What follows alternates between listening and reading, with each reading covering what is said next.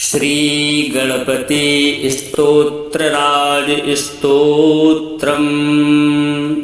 गणेश पुराण के उपासना खंड के अध्याय 13 में ब्रह्मा, विष्णु और शिव द्वारा श्री गणेश जी की स्तुति किए जाने का उल्लेख मिलता है, जिसमें गणेश जी के निर्गुण निराकार स्वरूप का वर्णन मिलता है।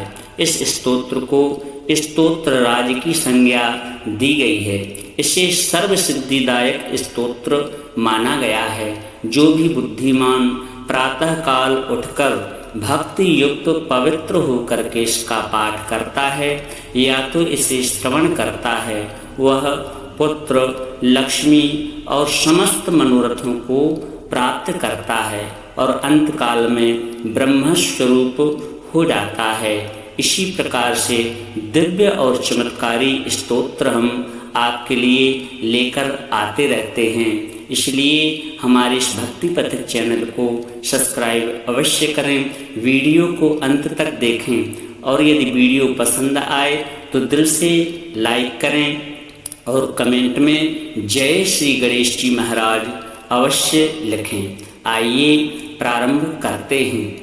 श्री गणेशाय नमः। श्री गणपति स्तोत्रराज स्तोत्रम। ब्रह्मा विष्णु महेश्वरा ऊचुः अजं निर्विकल्पं निराकारमेकं निरानन्दमद्वैतमानन्दपूर्णं परं निर्गुणं निर्विशेषं निरीहं परब्रह्मरूपं गणेशं भजेम। गुणातीतमाद्यं चिदानन्दरूपं चिदाभासकं सर्वगं ज्ञानगम्यं मुनिध्येयमाकाशरूपं परेशं परब्रह्मरूपं गणेशं भजेम। जगत्कारणं कारणज्ञानरूपं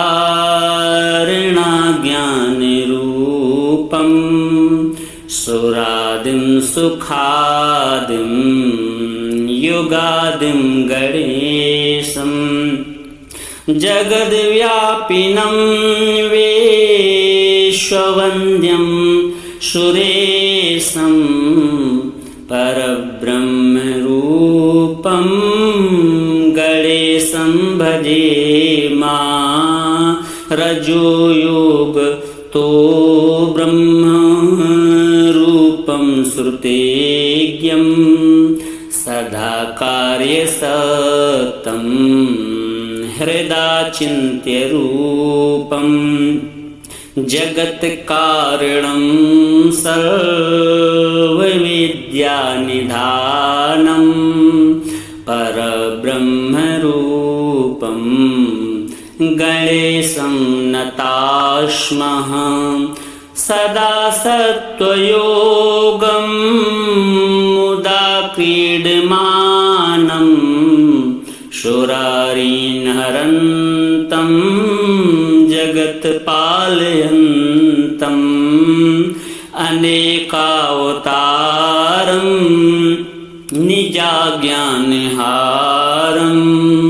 सदा विष्णुरूपं गणेशं नमामः।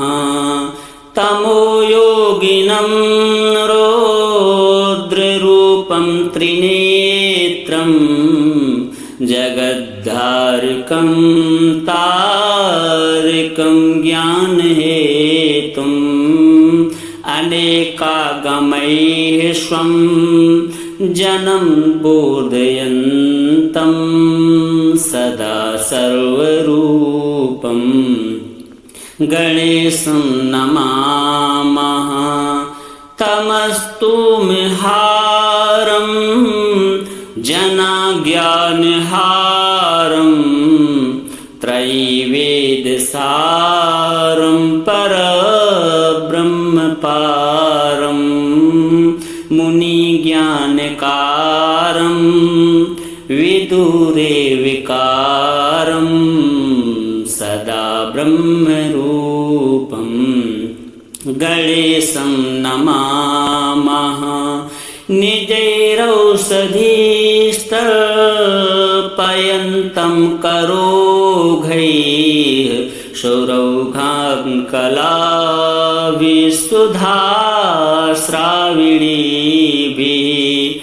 दिनेशांशु सन्तापहारं द्विजेशं शशाङ्कस्वरूपं गणेशं नमामः। प्रकाशस्वरूपं नभोवायुरूपं विकारादिहेतुं कलाकालभूतम्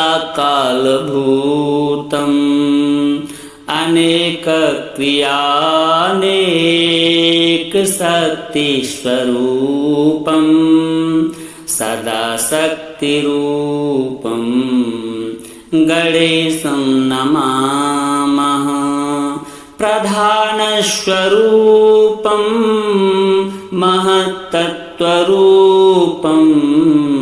धरावारिरूपं दिगीसादिरूपं असत्सत्स्वरूपं जगद्धेतुभूपं सदा विश्वरूपं गणेशं नमामः। त्वदीये मनः स्थापयेदङ्घ्रियोगमे जनो विघ्नसङ्घान्न पीडां लभेता। लसत्सूर्यबिम्बे विशाले स्थितेयं जनो ध्वान्तपीडां कथं वा लभेता। वयं भ्रामिताः सर्वथा ज्ञानयोगाद् लब्ध्वा तवाङ्घ्रिं बहून् वर्षपूगान् इदानीमेवाप्तास्तवैव प्रसादात् प्रपन्नान् सदा पाहि विश्वम्भराद्य। ब्रह्मोवाच एवं स्तुतो गणेशस्तु सन्तुष्टो भून्महामुने कृपया पर्योपेतो विधातुं तान् प्रचक्रमे। ब्रह्मा विष्णु महेश्वरा ऊचुः अजं निर्विकल्पं निराकारमेकं निरानन्दमद्वैतमानन्दपूर्णं परं निर्गुणं निर्विशेषं निरीहं परब्रह्मरूपं गणेशं भजेम। गुणातीतमाद्यं चिदानन्दरूपं चिदाभासकं सर्वगं ज्ञानगम्यं मुनिध्येयमाकाशरूपं परेशं परब्रह्मरूपं गणेशं भजेम। जगत्कारणं कारणज्ञानरूपं सुरादिं सुखादिं युगादिं गणेशं जगद्व्यापिनं विश्ववन्द्यं सुरेशं परब्रह्मरूपं गणेशं भजेमा रजोयोगतो ब्रह्मरूपं श्रुतेज्ञं सदा कार्यसक्तं हृदाचिन्त्यरूपं जगत्कारणं सर्वविद्यानिधानं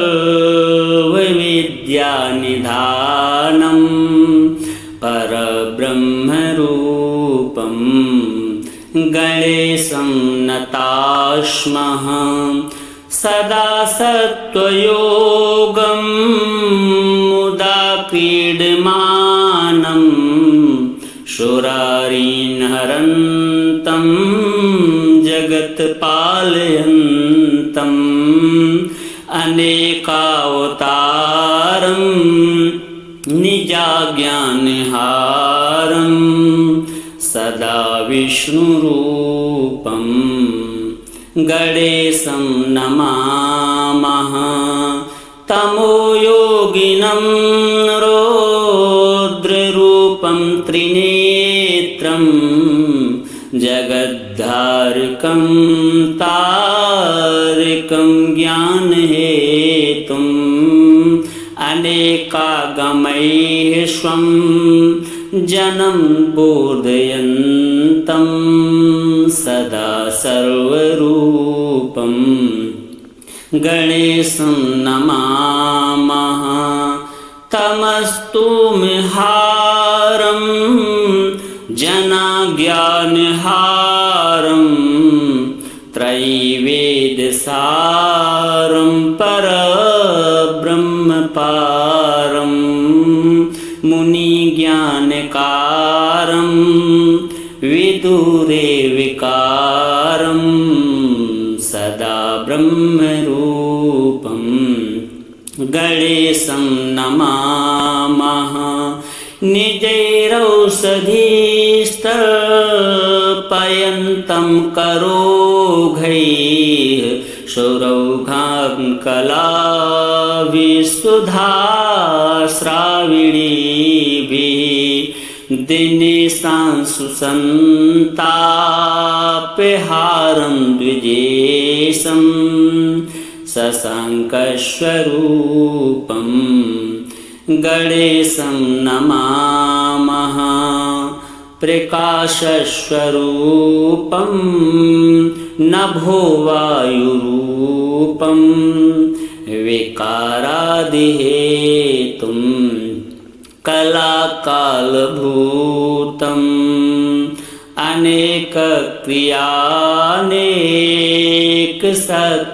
अनेकक्रियानेकशक्तिस्वरूपं सदा शक्तिरूपं गणेशं नमामः प्रधानस्वरूपं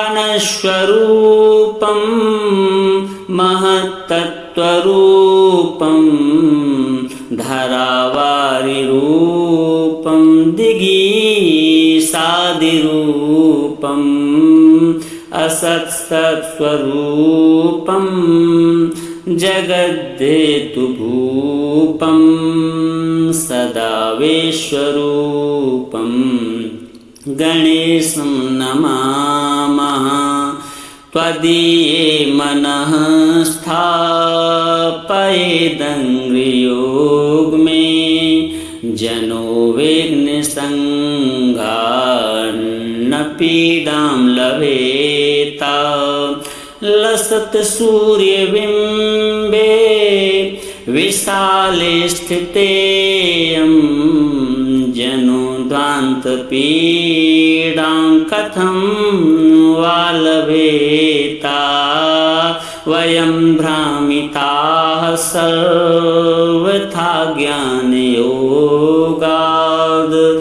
लब्ध्वा तवाङ्घ्रिं बहून् वर्षपूगान्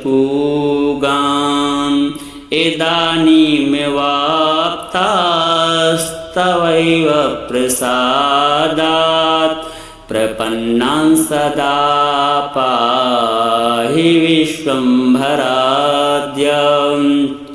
ब्रह्मोवाच एवं स्तुतो गणेशस्तु सन्तुष्टो भून्महामुने कृपया पर्योपेतो विधातुं तान् प्रचक्रमे। ब्रह्मा विष्णु महेश्वरा ऊचुः अजं निर्विकल्पं निराकारमेकं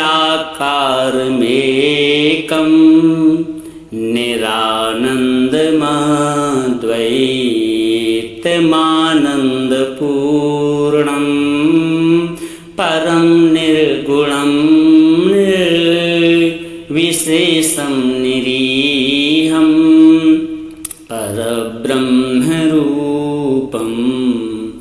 गणेशं भजेम। गुणातीतमाद्यं चिदानन्दरूपं चिदाभासकं सर्वगं ज्ञानगम्यं मुनिध्येयमाकाशरूपं परेशं परब्रह्मरूपं गणेशं भजेम। जगत्कारणं कारणज्ञानरूपं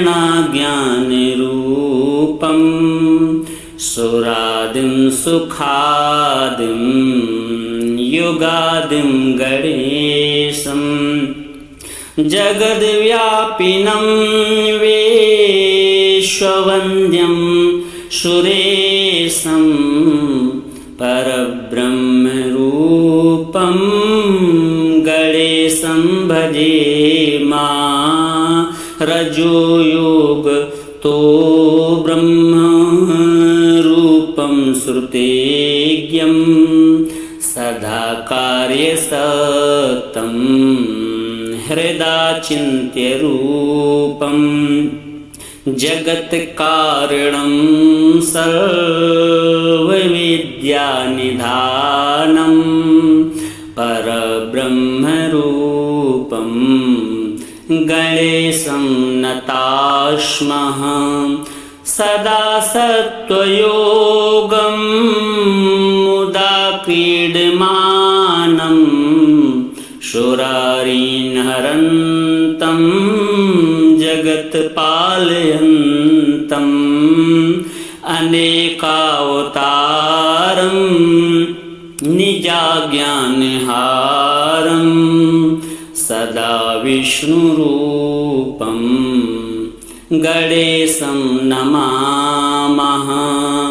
तमोयोगिनं रौद्ररूपं त्रिनेत्रं जगद्धारकं तारकं ज्ञानहेतुम् अनेकागमैः स्वं जनं बोधयन्तं सदा सर्वरूपं गणेशं नमामः। तमस्तुमिहारं जनाज्ञानहारं त्रैवेदसारं परब्रह्मपारं मुनिज्ञानकारं विदुरे विकारं सदा ब्रह्मरूपं गणेशं नमामः। निजैरौषधीस्तर्पयन्तं करोघैः सौरौघां कलाविशुधास्राविणीभिः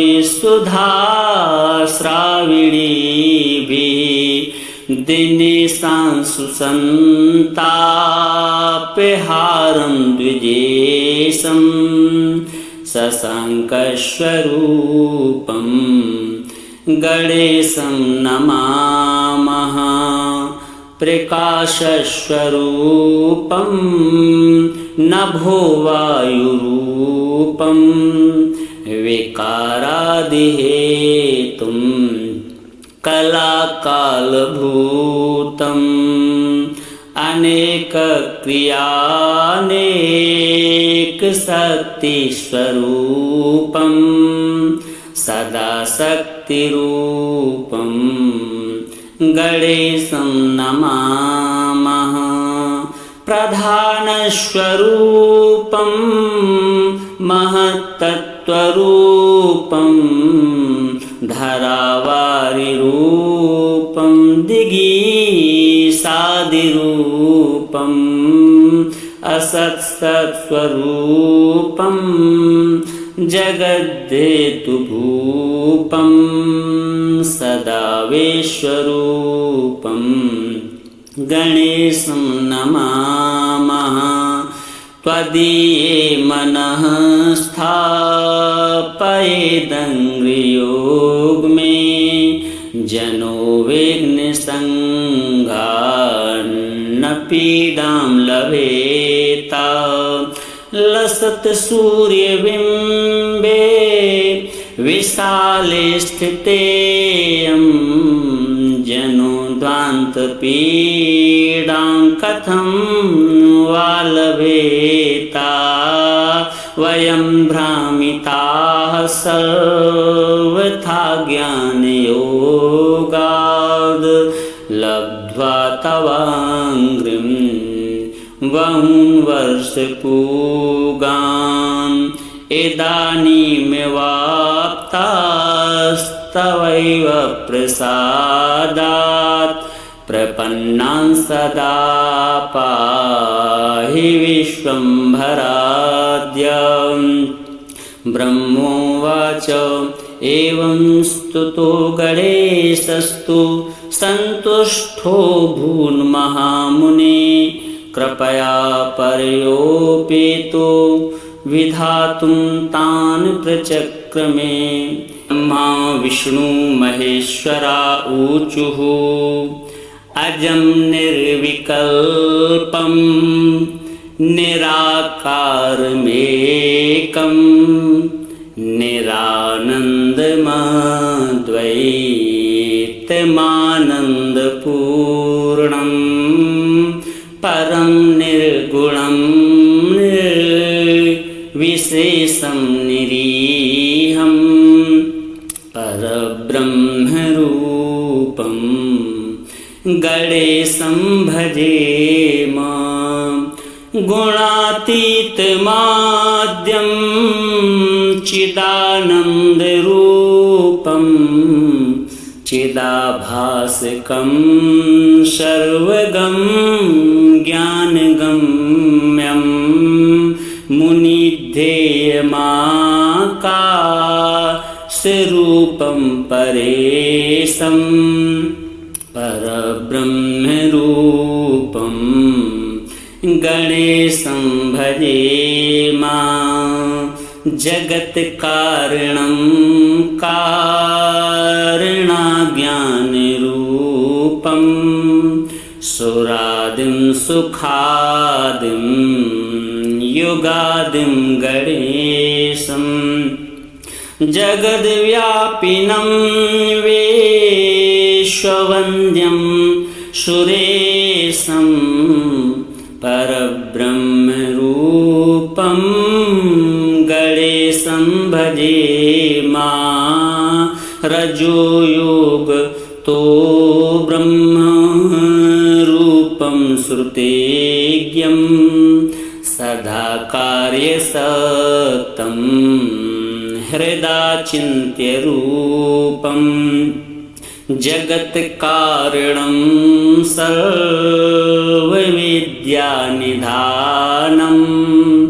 परब्रह्मरूपं गणेशं नतास्मः। सदा सत्त्वयोगं मुदा क्रीडमानं सुरारीन्हरन्तं जगत्पालयन्तम् अनेकावतारं निजाज्ञानहारं सदा विष्णुरूपं गणेशं नमामः। तमोयोगिनं रौद्ररूपं त्रिनेत्रं जगद्धारकं तारकं ज्ञानहेतुम् अनेकागमैः स्वं जनं बोधयन्तं सदा सर्वरूपं गणेशं नमामः। तमस्तुमहारं जनाज्ञानहारं त्रैवेदसारं परब्रह्मपारं मुनिज्ञानकारं विदुरेविकारं सदा ब्रह्मरूपं गणेशं नमामः। निजैरौषधीस्तर्पयन्तं करोघैः सौरौघां कलाविसुधास्राविणीभिः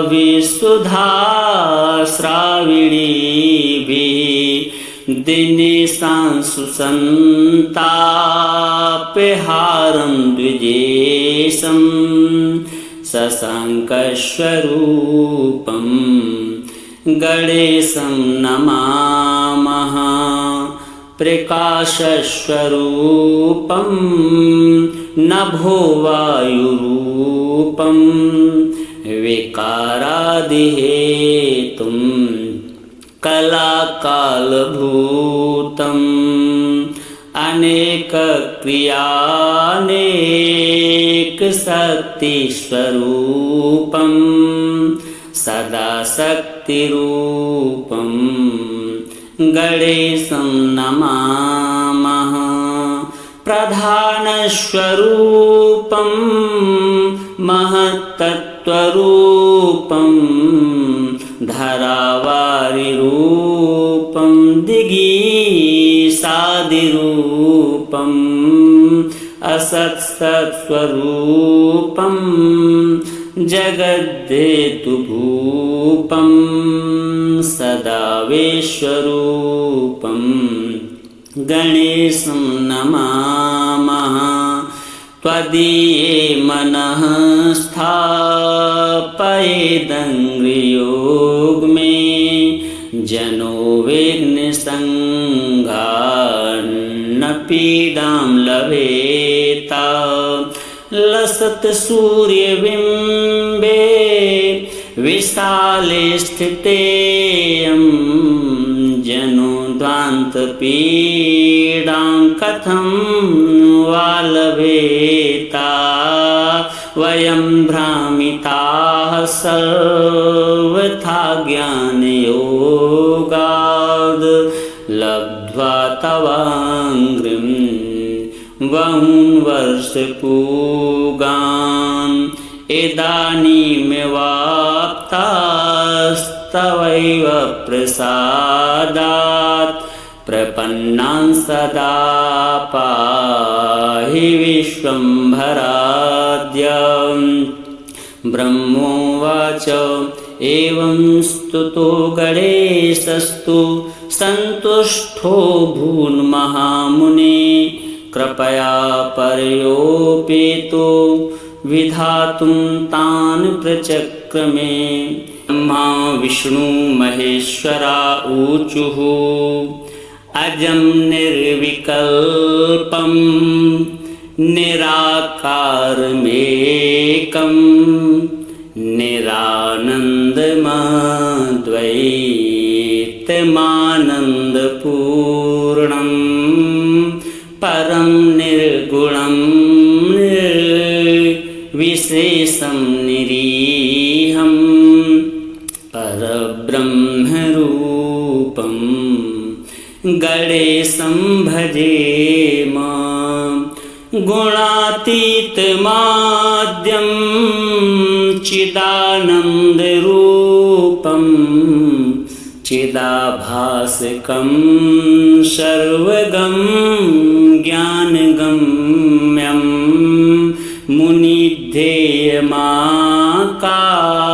मुनिध्येयमाकाशरूपं परेशं परब्रह्मरूपं गणेशं भजेमा जगत्कारणं कारणज्ञानरूपं सुरादिं सुखादिं युगादिं गणेशं जगद्व्यापिनं विश्ववन्द्यं सुरेशं परब्रह्मरूपं गणेशं भजेमा रजोयोग तो ब्रह्मरूपं श्रुतेज्ञं सदा कार्यसक्तं हृदाचिन्त्यरूपं जगत्कारणं सर्वविद्यानिधानं परब्रह्मरूपं गणेशं नतास्मः सदा सत्त्वयोगं मुदा क्रीडमानं सुरारीन्हरन्तं जगत्पालयन्तम् अनेकावतारं निजाज्ञानहारं सदा विष्णुरूपं गणेशं नमामः तमोयोगिनं रौद्ररूपं त्रिनेत्रं जगद्धारकं तारकं ज्ञानहेतुम् अनेकागमैः स्वं जनं बोधयन्तं सदा सर्वरूपं गणेशं नमामः तमस्तुमहारं जनाज्ञानहारं त्रैवेदसारं परब्रह्मपारं मुनिज्ञानकारं विदुरे विकारं सदा ब्रह्मरूपं गणेशं नमामः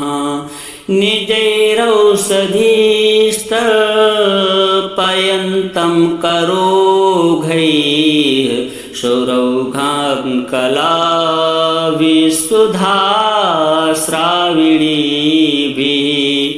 दिनेशांशुसन्तापहारं द्विजेशं शशाङ्कस्वरूपं गणेशं नमामः प्रकाशस्वरूपं नभोवायुरूपं विकारादिहेतुं कलाकालभूतम्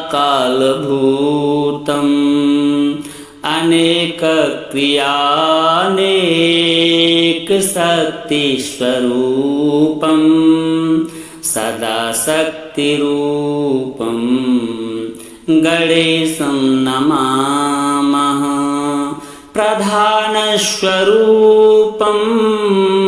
महत्तत्त्वरूपं धरावारिरूपं दिगीसादिरूपम् असत्सत्स्वरूपं जगद्धेतुभूपं सदा विश्वरूपं गणेशं नमामः त्वदीये मनः स्थापयेदङ्घ्रियोग में जनो विघ्नसङ्घान् न पीडां लभेत लसत सूर्यबिम्बे विशाले स्थितेऽयं जनोद्वान्तपीडां कथं वा लभेता वयं भ्रामिताः सर्वथा ज्ञानयोगाद् लब्ध्वा तवाङ्घ्रिं बहून् वर्षपूगान्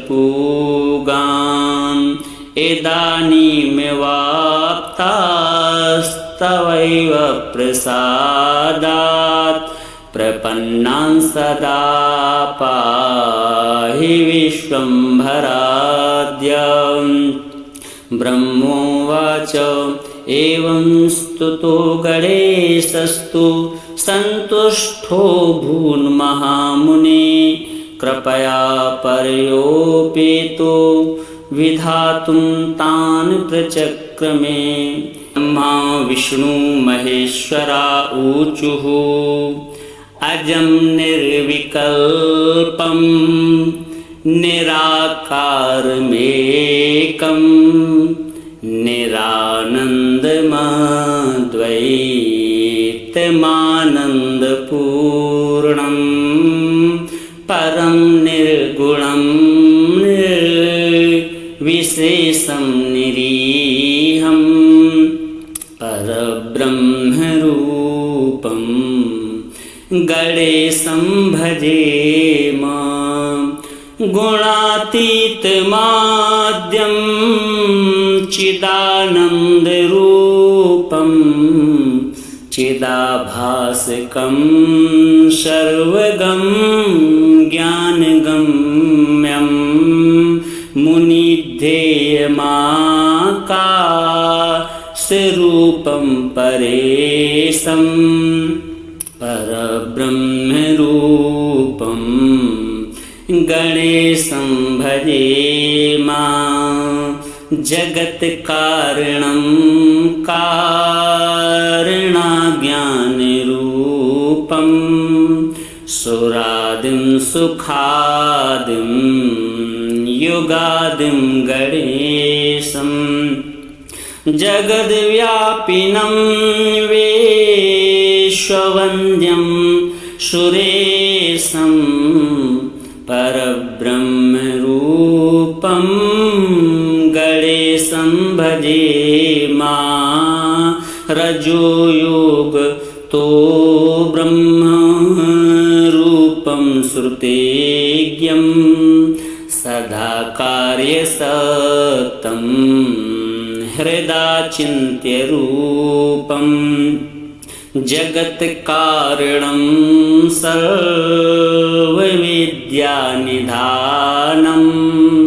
परब्रह्मरूपं